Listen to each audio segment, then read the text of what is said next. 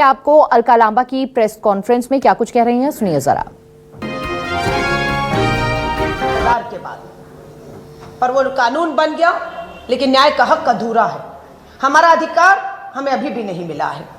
वरना 2024 के चुनावों में देश भर में 180 बहनों को आप आरक्षित सीटों पर चुनाव लड़ते, जीतते, सदन में पहुंचते और देश की आवाज, आबादी की आवाज जो 70 करोड़ की है आदि आबादी की आवाज को बुलंद होते देखते।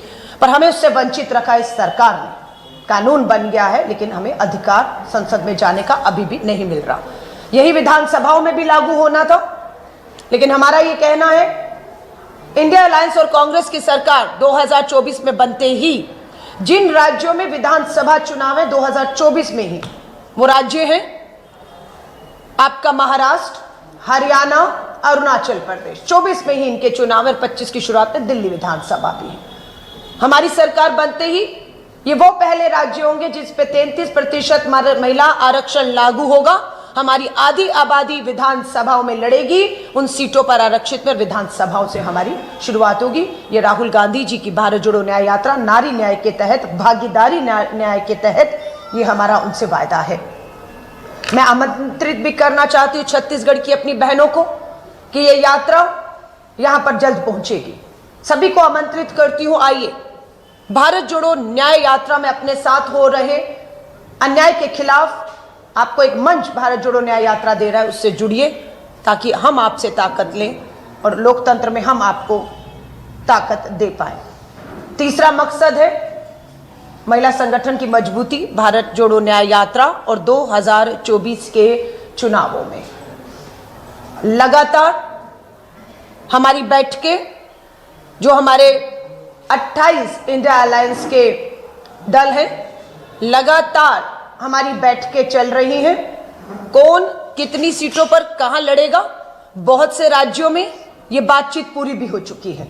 जिन राज्यों में हमारी बातचीत हमारे सहयोगियों से पूरी हो चुकी है, जल्द ही हम उन राज्यों में अपने उम्मीदवारों की, ज्वाइंट उम्मीदवारों की, इंडिया अलायंस के उम्मीदवारों की घोषणा भी करेंगे। और मुझे पूरा भरोसा है एनडीए के 38 दल, कहां है लोकतंत्र कोई नहीं पूछ रहा, कहां बैठकें हो रही है, क्या चर्चा चल रही है, महाराष्ट्र में कौन कितनी पर लड़ेगा, कोई एनडीए भाजपा से नहीं पूछता।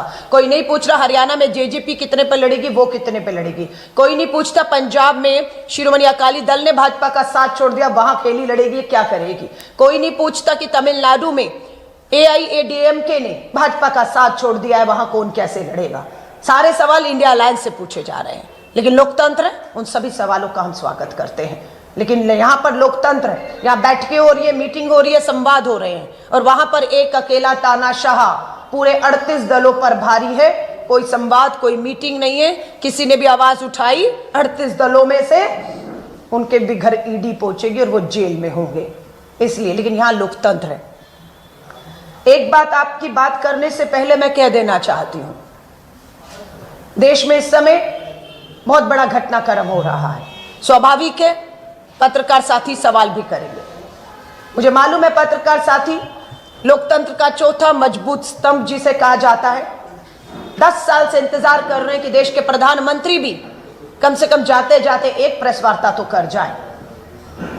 देश में बेरोजगारी, महंगाई, गिरती अर्थव्यवस्था, सरहदों पर चीन से मिलती चुनौतियां, बलात्कार, वाराणसी, मुझे नहीं मालूम। जरूर पत्रकार साथी प्रधानमंत्री जी प्रेस वार्ता करते तो पूछते, प्रधानमंत्री जी आपके संसदीय क्षेत्र उत्तर प्रदेश में डबल इंजन की सरकार में आपके संसदीय क्षेत्र वाराणसी के BHU में पढ़ने वाली IT की